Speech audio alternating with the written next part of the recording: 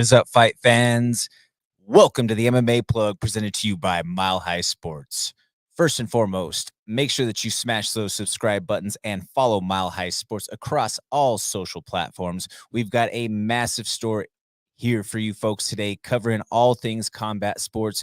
We've got a couple of hungry young fighters who are going to be competing for this title right here this weekend coming up on the program. We're going to be discussing last weekend's UFC 307 pay-per-view card, giving a little preview to some of the Denver fighters on this weekend's UFC card, and covering some more topics within the combat sports world.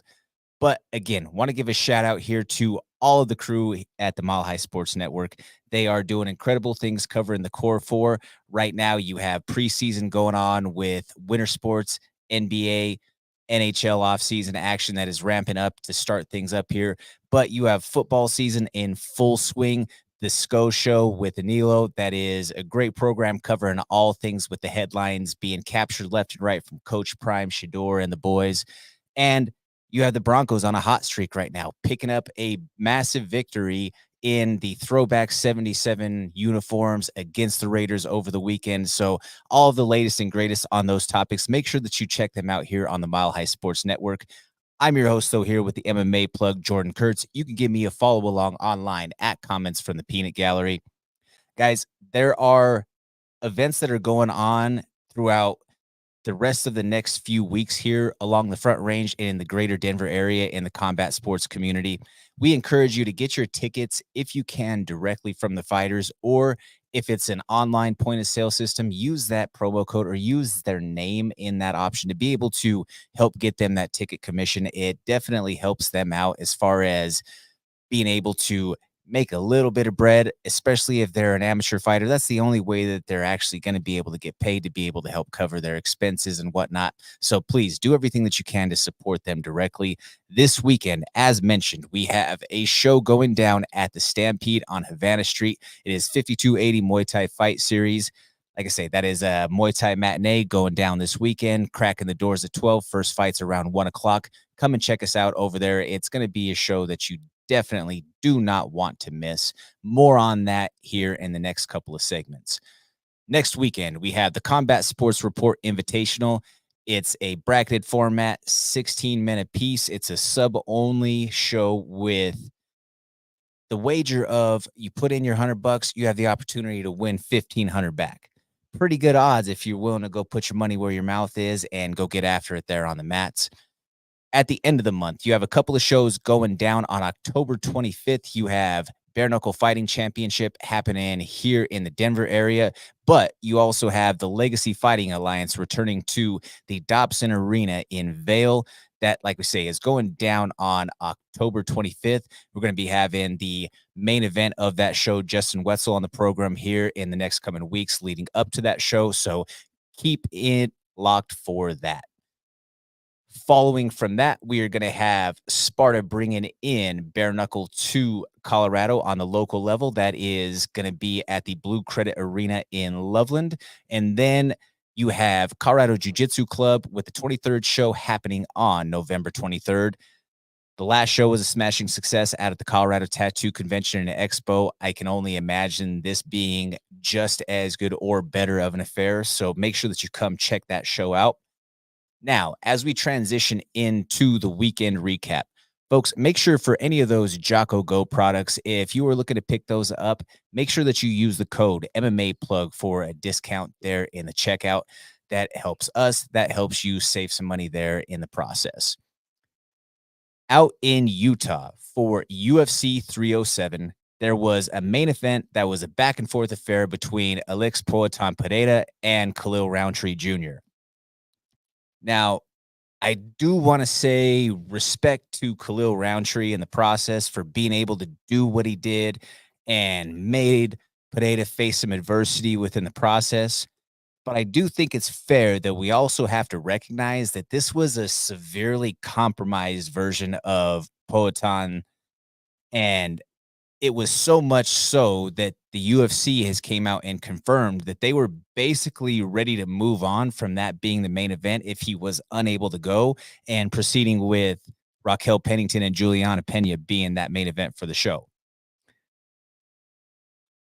let's recap exactly some of the things that have been publicly made available to us that Poatan was facing with this fight. He was on antibiotics for a lung infection, and he had a terrible fever throughout the week. There's footage of him in the corner in between rounds where he's hacking up a lung. He had a rib injury during camp, and the infamous broken toe from UFC 300 was re-injured during this camp. He had visa issues that kept him in Brazil until just a couple of weeks before the fight. He was able to finally get his passport issues taken care of after going to the consulate basically every single day, trying to make sure that he was good to go travel and embark on this champ camp journey. Spends a couple of days at home in Connecticut and then travels out to Utah to start getting himself acclimated to that high altitude environment, and then is sick through the majority of that process. Now, let's take a look also at what he has done in 2024. I mean, if we're being honest, and you'll understand why in a minute, this man is carrying the UFC on his back right now in 2024. He is 3-0. That is 3 main events, 3 title defenses, 3 knockouts, 2 bonuses, 2 short notice fights on 1 legendary run. This is something that we have never seen before from anybody. And I think that it begs the question, where do you place him now on the all-time list after what he's been able to accomplish in just such a short amount of time? The co-main event, this was a tight fight with a controversial decision that saw Juliana Pena reclaim the women's bantamweight title from Raquel Rocky Pennington. Look, it was a close fight, but the optics of the last 2 rounds are what heightened the controversy. Juliana found success early. I think it's fair to say that it was probably pretty clear in 1 and 3. 2 was arguably the swing round. Rocky wins 4 and 5. Who's next, though, for the Venezuelan Vixen? Does the Lioness come out of retirement for a trilogy fight? Is Kayla Harrison going to get the nod? Does the controversy of the decision merit a rematch with Rocky? Who knows? The feature fight was another matchup that drew a lot of heavy criticism from the people online. And it was based off of the strategy that Mario Bautista took to win the fight. And a lot of people basically said that he stalled out by using positional work against the fence and the failed takedowns with Jose Aldo. What do you guys think as far as that strategy? Was the split decision right? Did it go to the right person? Let us know online. Hit us up on social media. That's me, Jordan Kurtz, at Comments from the Peanut Gallery, or you could reach out to us here at Mile High Sports as well. Kevin Holland's rib popped out during the fight, and that was a short night for Roman Dolidze in the process. He's on a little bit of a run and a streak right now, bounced back and forth between a couple of weight classes, had the win against Anthony Smith at 205, and he's rolling full steam ahead toward the top ranks of that division at 185 pounds. Kayla Harrison gets the nod against Ketlen Vieira, despite it not being her best outing. She said that she was hospitalized the week before the fight, had some issues going on that she has to work out. I mean, she cuts a considerable amount of weight. She's 34 years old, and I can only imagine the weight cut continuing to be tougher, especially it's only the second time she's done it all the way down to 135 pounds. But that division is so shallow that she is right there knocking on the door of a title shot. So I don't anticipate her really slowing down anytime shortly. Joaquin Buckley scored a highlight reel knockout against Wonderboy. Oh, Ernie Hudson looking ass. He's came a long way from when he first came into the UFC. I mean, you have to give credit to Buckley. I, by no means, from the personality side or on a personal level, I'm not a fan of Buckley. I mean, I've spent enough time around the guy that I just can't stand him. He's as annoying as it gets. He's like a gnat at a barbecue. He never stops bugging you, and he never shuts up, and he talks at level 10 volume the entire time that he's around you. But again, that's a different discussion. Moving along from there, you had Alexander the Great Ape Hernandez winning by split decision against Austin Hubbard. Hey, those guys went to war back and forth. It was a tight fight, and Alex was able to do enough on short notice to be able to pull off the victory. You had Tisha Torres Pennington getting a lick back from 10 years ago against the Cookie Monster Carla Esparza. And I just want to take a moment to say congratulations for a great career to Carla Esparza.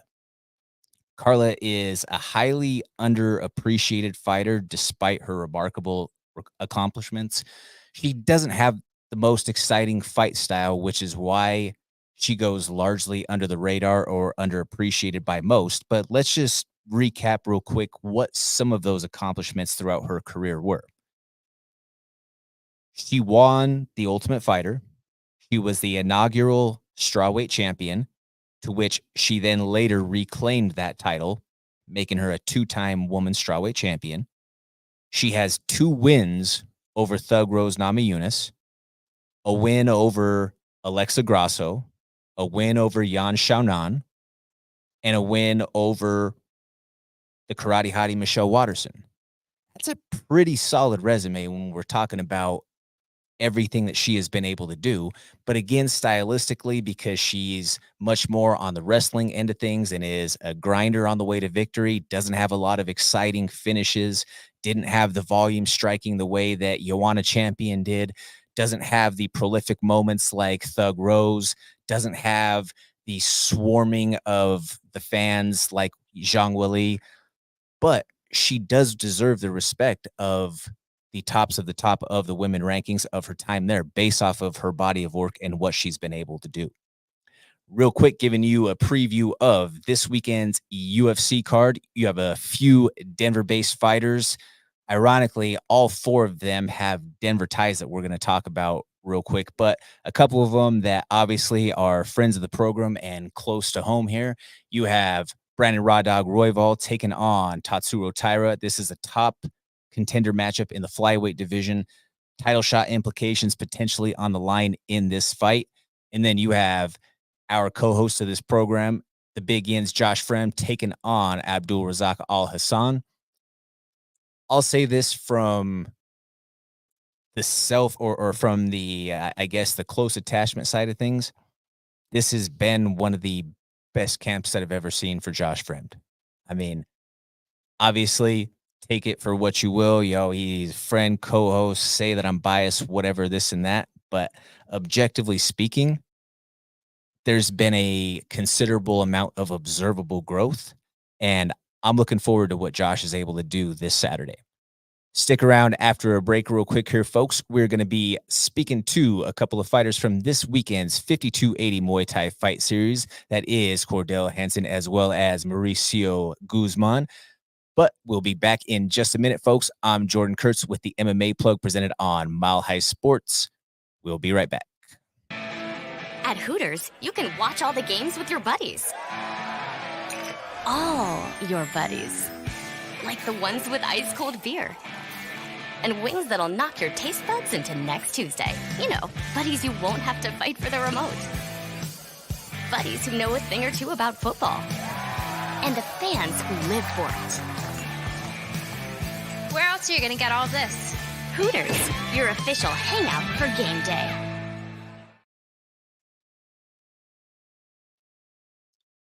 And welcome back to the MMA Plug presented to you by Mile High Sports. I'm Jordan Kurtz. Give me a follow along online at Comments from the Peanut Gallery. I'm joined here alongside one half of the main event for this weekend's 5280 Muay Thai fight series title fight. I have my man, Cordell Hanson. Cordell, how you doing today? Good. Energy's high. A little bit. Sorry. Energy's high. Excited to be here. You know what I mean? First interview. So let's go. Yeah. Awesome. Well, we're happy to have you here. Real quick, Cordell, where can people follow you online? Actually, I don't even really have like social media or anything like that. I just have like Cordell Hanson on Facebook. That's pretty much like it, honestly. Sounds good right there. Well, folks, for those who are interested in following along this weekend, you can come and check out the action live at the Stampede. We're going to be cracking the doors at noon. First fights are going to be going down around 1 o'clock. And there's going to be info. You can check out the social media pages and social media handles for stream information as well for the pay-per-view.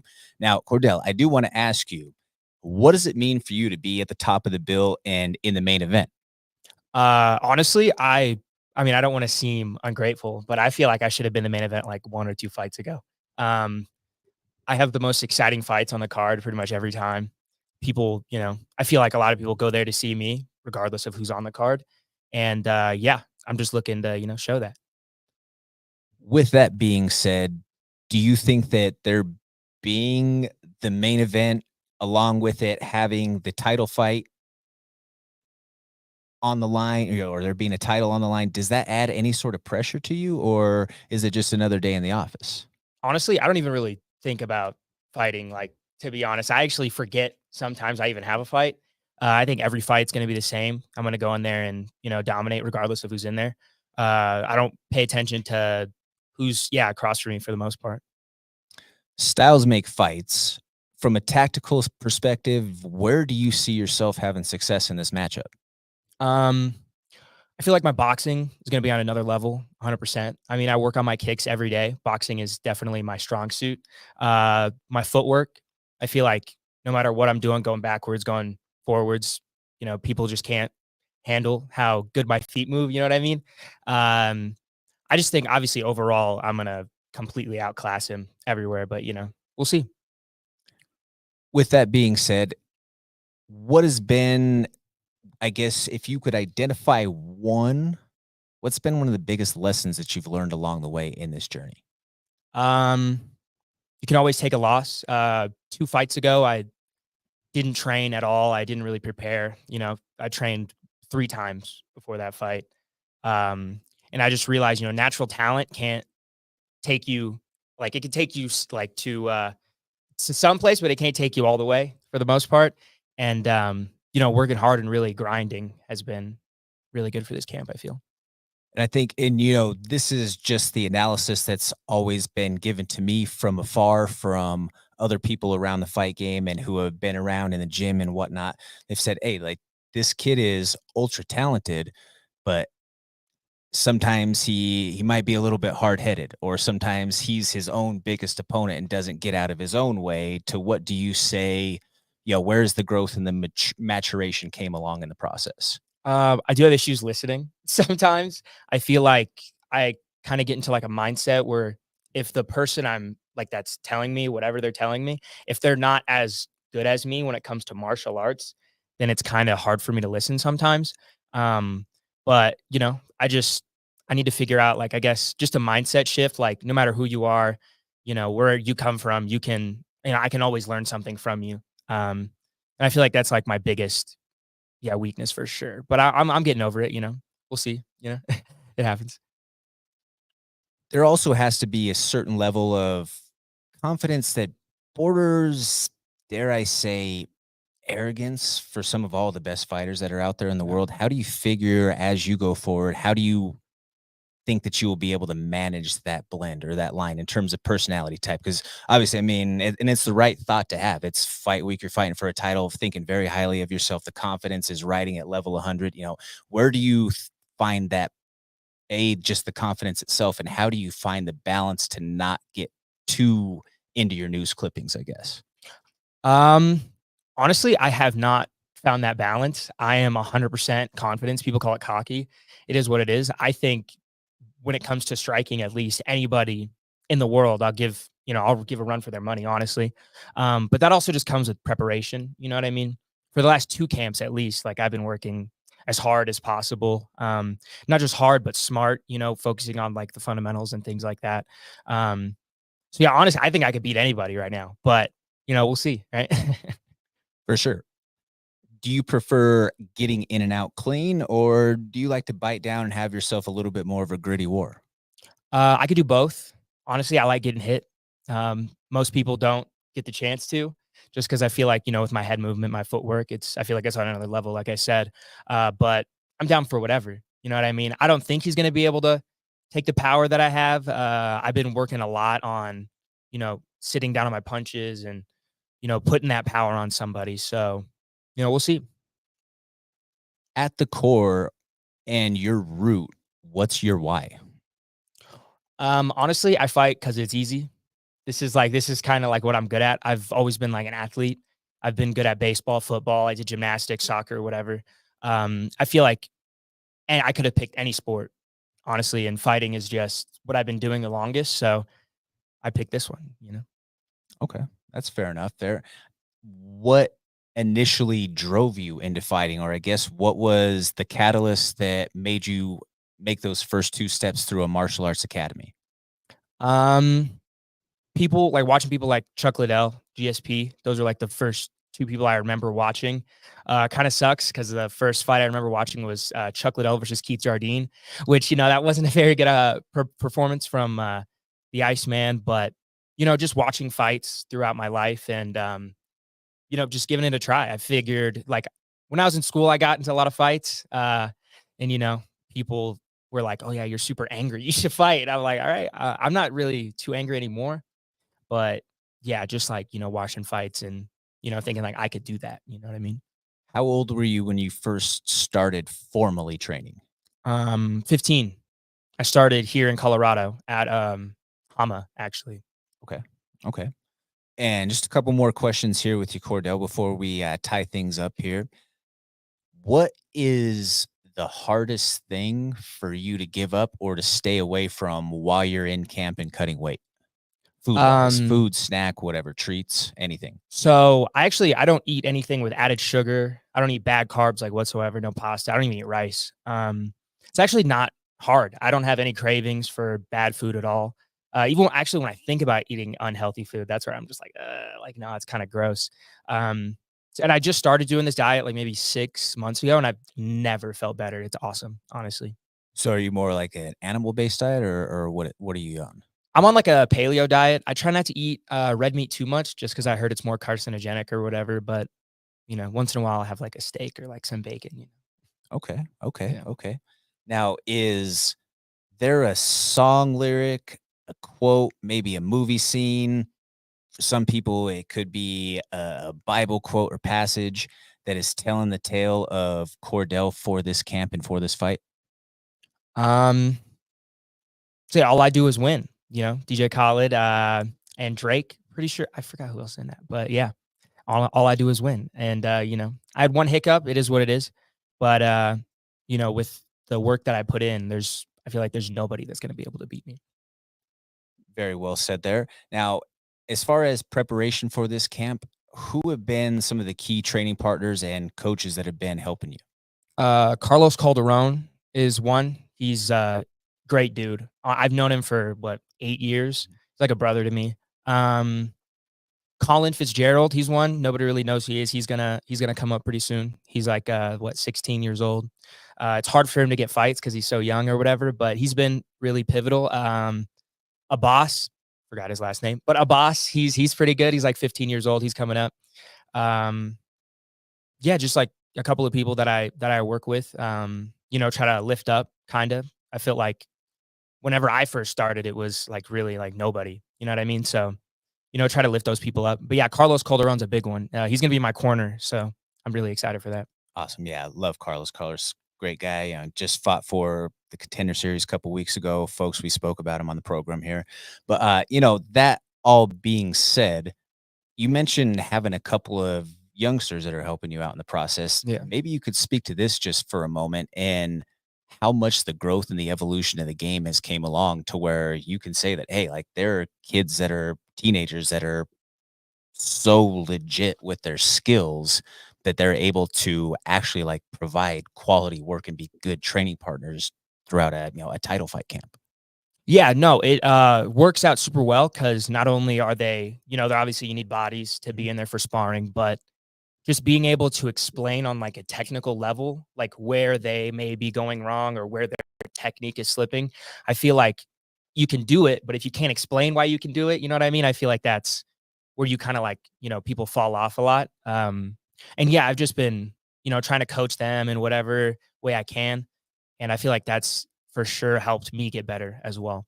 Oh, definitely. I mean, Yeah. I'm a little bit long in the tooth over here. So me being able to see how much better each generation is just completely as a fighter, whether it's grappling, MMA, Muay Thai, whatever, the levels have just continued to heighten throughout the years. And it's just it blows my mind to see how much better each generation has gotten. And it's encouraging just for the future and what the prospects are going forward for everything. But Cordell, it's been great talking with you so far. Do you have any message that you want to share out there with your friends, family, supporters, anybody that we haven't covered so far here today? Just like shout out to my team, CCSA. We're building something over there. It's going to be pretty special. The vibes over there are awesome. Training partners, coming soon. Hopefully we get some, killers in there. Everybody's invited. You're welcome to come out and train. Brian is a good, he's a good teacher. You got Eric Mitchell there like every day. Like Christian Allen is there. I've seen like Neil Magny come up once in a while. So yeah, it's a good energy to be around. Yeah. And one final question here, in one sentence or less, what can people expect to see from you once you step into the ring on Saturday? Highlight performance. I'm gonna go in there and I'm gonna whoop him. It's gonna be easy. Watch. It's gonna be easy. There you have it right there, folks. We have Cordell Hanson, who will be one half of the main event this weekend at 5280 Muay Thai Fight Series, fighting for this here ISKA title. Stick around after the break, folks. We're going to be chatting with the other half of that fight. We're going to be talking with the Mexican Mauler, Mauricio Guzman. Stick around after the break. I'm Jordan Kurtz. Follow me along online at Comments from the Peanut Gallery. This is the MMA Plug on Mile High Sports. So many bills, like I can't even afford charcuterie. No summer vacation. That's a thing. The worst? Talking on the phone with my voice like an animal. Adulting is hard. Hooters is easy. All the games, all the wings, all the beers, all season. No worries. Hooters. How you doing? Good, bro. Good.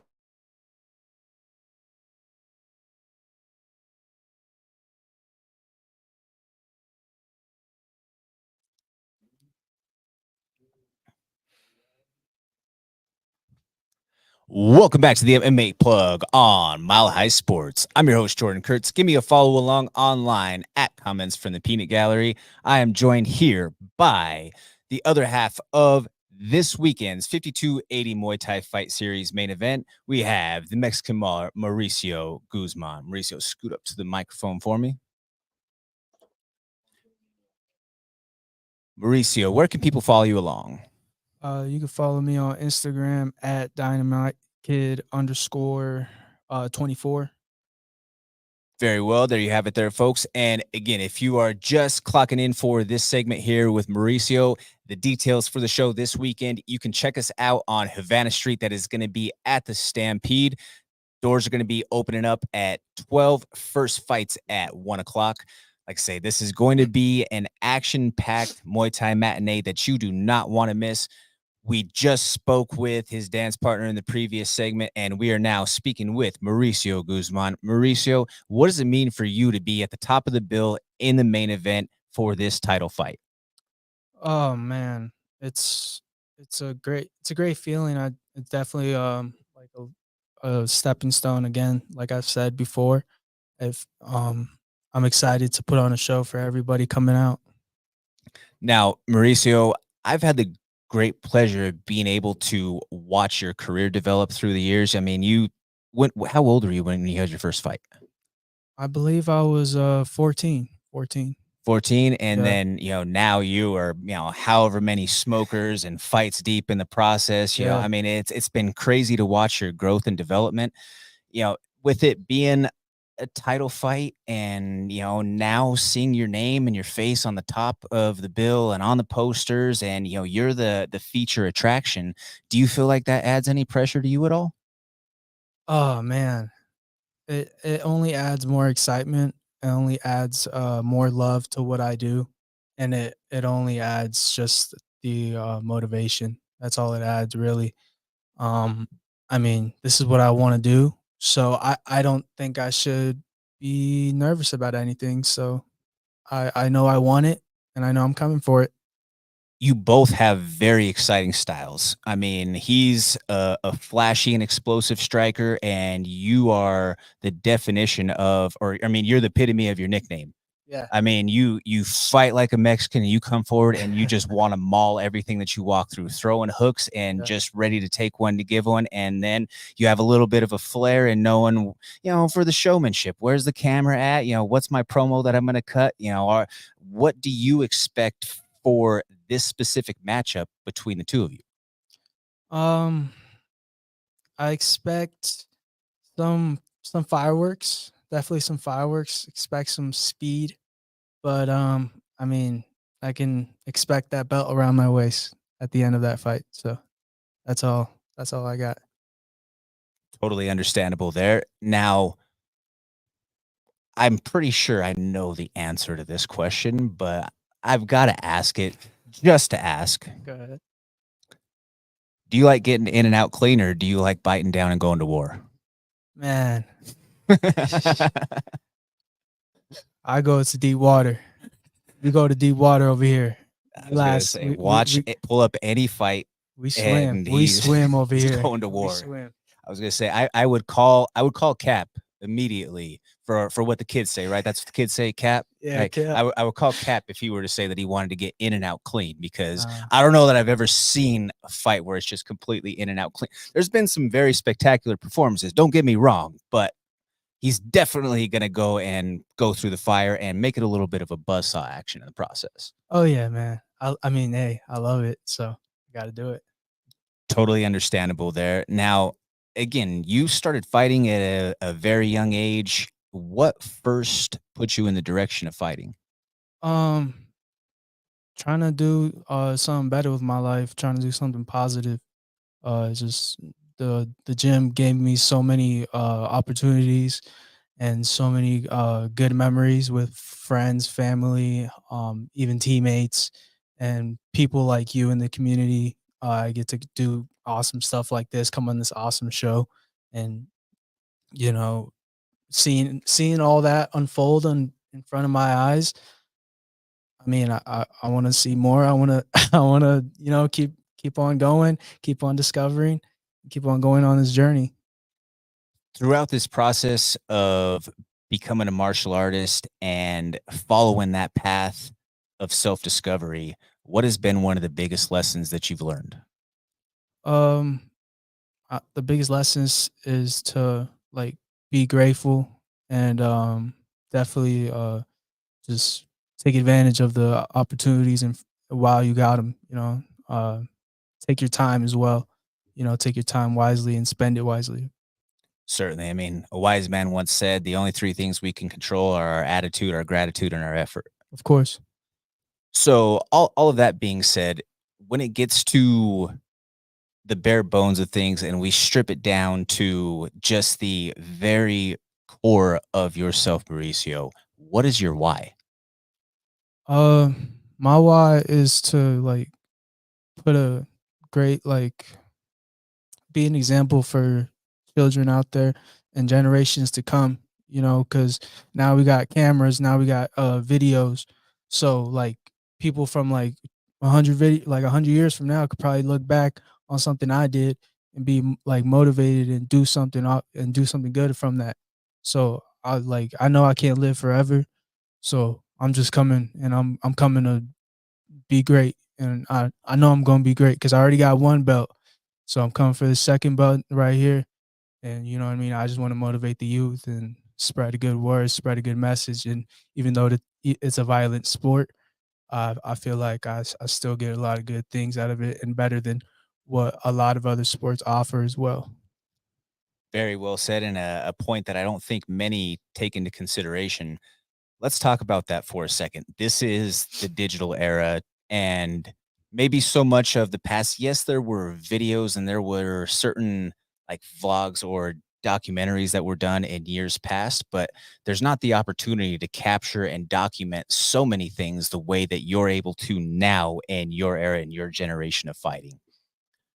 How do you think, how much of an advantage, I guess, in terms of personal brand building and for your future, do you think that that's going to benefit you. Just like you said, there's cameras and everything all over. So now, I mean, throughout the entirety of your career, there's backlogs of footage of you fighting, all the way back to 14 years old. Going forward in your career, how big of a benefit is that for you and just fighters in your generation, in your era right now, period, going forward for those aspects on the business end of things with promotion and brand building? Oh man, that's what I'm saying about those opportunities when I talk about like how it's such a violent sport, but how there's so many other things going on behind the ropes, you know. I mean the sponsorships and everything like that. It's a way of life really. So, I mean, you got to kind of just take whatever comes to you and everyone's different. So, it's different for everybody, but I mean, I know I'm great and I can smell it. Totally understandable there. For this camp, who have been some of the people who have helped prepare you for this title fight? Coaches, teammates, maybe it's just some of your support system that's really been a benefit that has made this, I guess, beneficial process for your camp. Of course, I gotta shout out my mentor, my coach, Aaron Varel, and I also got my boy Lee back there, and then I got everybody down at Prodigy House. I treat those people like my family, and we're very like close people. So those are just my people that I work with. I stay close to them, and I train close with all my teammates and help everybody out. And I'm training hard every day, so you know, I'm not worried about nothing. Very well said. Mauricio, what is one of the hardest things for you to stay away from while you're in camp and preparing for a fight? Whether it be snack, treat, meal, whatever it may be. What's the biggest vice that is the hardest thing for you to stay away from? Uh, man, being peaceful. I feel like there's a lot of carnage like going on while you're like in training camp, but the only like fun time is when you're in the fight. So I feel like I mean the only thing I could do is just anything that I can't do. You know what I mean? I can't eat ice cream. I can't go out party. Can't do none of that. You got to go and train. So I feel like don't just living life, having fun. I guess. Okay. Okay. That's a unique answer. And Danny, that is why we asked that question, because it's unique to pretty much everybody, along with the answer to this question is unique. It's something that I think just helps us dive into the mind of the fighters and just kind of your individual process. And this is what kind of allows for the art in martial artists with this question. But is there a song, quote, or excuse me, a song lyric, maybe a quote, Bible passage, section of a book, anything along those lines that is telling the tale of Mauricio for this camp and for this fight? Um, Something that's telling the tale. Oh man. I don't think there's words that could describe the the path I'm on and how just spectacular of a fighter I am. I don't think there's anything out there right now, and I don't think it exists yet, just because I haven't done it yet. So Is there maybe though, maybe it's a quote or a saying or, that just, when you close your eyes at night just keeps on resonating with you, or, that song that every day when you're going to the gym and you're getting ready to go train, like, is there something that is on that playlist every single day? Like, is there something specific that's on repeat right now? yeah, something that is on repeat is I do like Lil Baby, so I've been listening to a lot of Lil Baby. So a lot of his songs, like "Never Needed Help" by Lil Baby, like that song. I've been listening to that song, just running my miles and just training. Okay. Okay. And there you have it right there, folks. One final question here for you, Mauricio. Where can people follow you? I only have an Instagram. I don't have any like socials like that, but I have an Instagram. You can follow me, dynamite_kid 24 on Instagram. All lowercase. And right there, folks, we have wrapped up our chat with the main event of this weekend's 5280 Muay Thai fight series for this ISKA title. You can come check us out on Havana Street at the Stampede. That Muay Thai matinee is going to be cracking the doors at noon. First fights are going to be hitting off at 1 o'clock. Stick around after the break. We're going to be closing out the show by going 3 rounds. I'm Jordan Kurtz. Give me a follow along online at Comments from the Peanut Gallery. This is the MMA Plug on Mile High Sports. I told him I'd only go there with him. And I knew it was a lie as soon as I said it. We like to watch. My parents don't understand. I'm definitely a screamer. It used to be just me and her. But more people makes it more fun.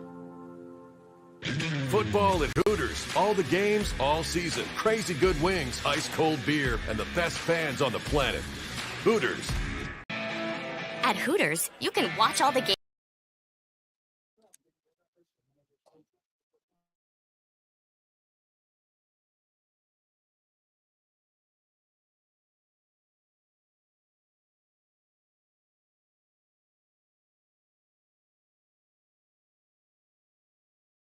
Welcome back to the MMA Plug on Mile High Sports. Real quick, folks, before we close out the program, want to give a quick shout out to a project that is very close and near and dear to the heart in the martial arts community, and that is Guardian. It is Jiu-Jitsu for All. The mission with Guardian, a 501c3 nonprofit organization, is committed to providing free youth jiu-jitsu scholarships to underserved youth around the world.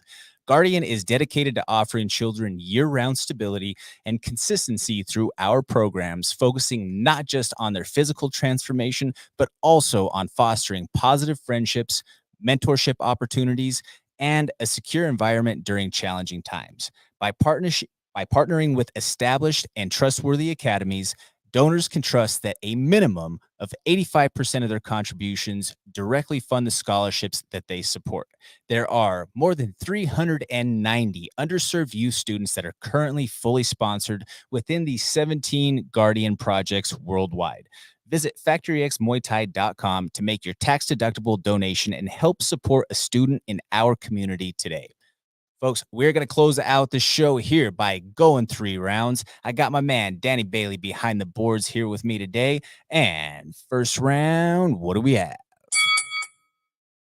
Women's MMA GOAT Amanda Nunes sent a message to Dana White on social media saying to call her following UFC 307. Any thoughts?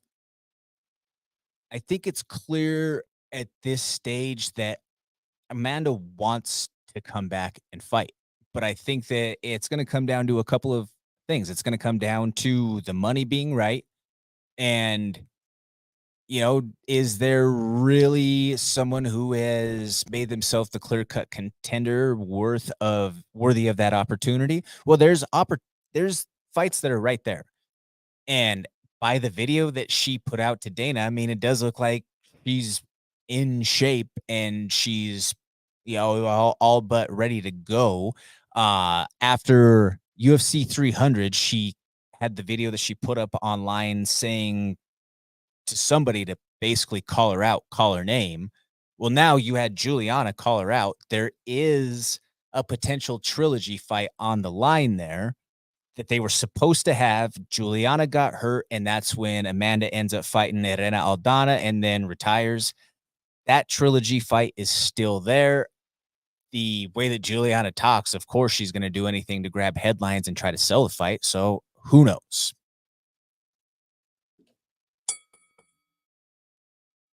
PFL's Don Davis made headlines over the weekend with his comments surrounding Kayla Harrison. Do you agree with him? Don Davis did a whole lot of talking this weekend, or tweeting or posting on X, whatever the hell you call it these days. And a lot of it is just so cringe. He cannot get over them not being able to re-sign Kayla Harrison or Kayla Harrison leaving for the UFC. They reposted from the PFL account highlight video of Larissa Pacheco beating Kayla Harrison. It's just bitter ex-girlfriend written all over it for Don Davis. Don Davis proposed that they do Cyborg versus Larissa Pacheco and Akela Harrison against Cement, that 4-person tournament. And then Cyborg then came out to say, Don, I've been trying to get this fight with Larissa for the last year. Why are you proposing this big, massive ordeal when we can't even just get this one fight done? Again, another massive loss for Don Davis in the process. He just cannot stop opening his mouth and inserting his foot.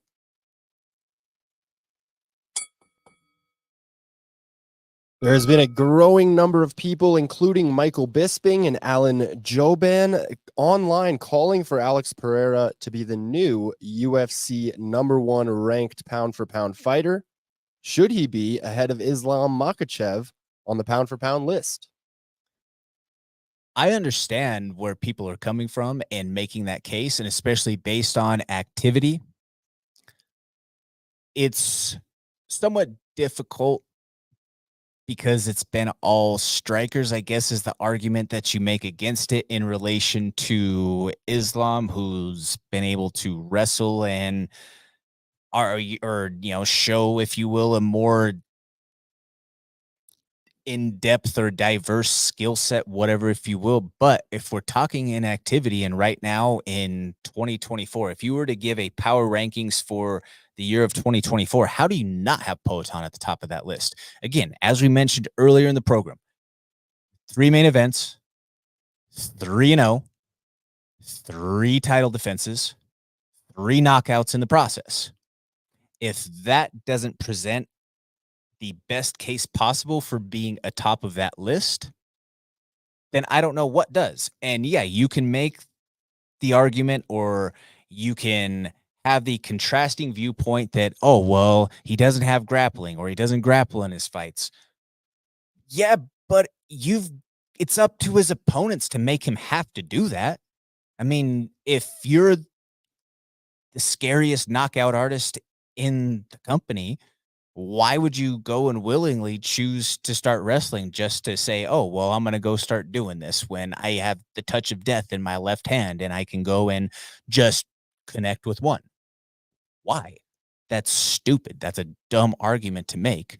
But it's also hard to not say that Islam Makhachev on a pound for pound basis isn't the best guy that's out there right now.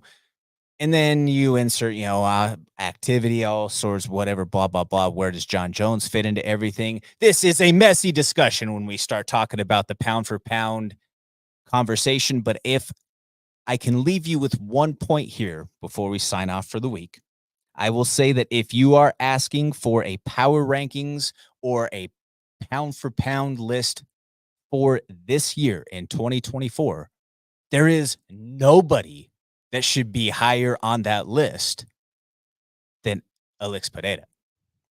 But right there, folks, we are all out of time. We want to thank you all so much for tuning in and rocking with us each and every week. Let us know what you think on social media. You can hit us up on the Mile High Sports channels. Make sure that you smash those subscribe buttons and hit the likes.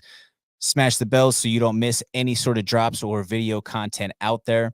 I want to thank my man, Danny Bailey, behind the boards for keeping me in line every week and making sure that we keep things in fluid motion with our guests coming on the show. I want to thank Cordell Hanson as well as Mauricio Guzman, both of them taking the time out of their day to come and join us here on the program.